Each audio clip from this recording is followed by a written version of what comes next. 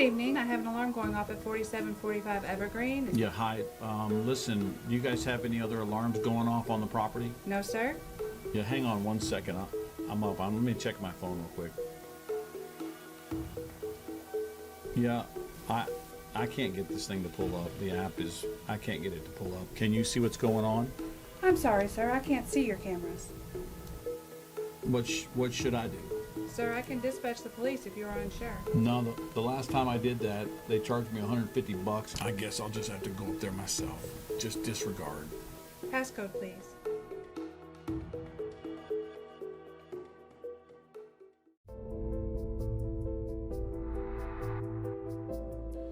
Hey John, this is Mark Sibley, and we had a break-in last night. I guess the alarms went off, but I just don't know what to say. I'm just not happy. We spent a bunch of money with you guys.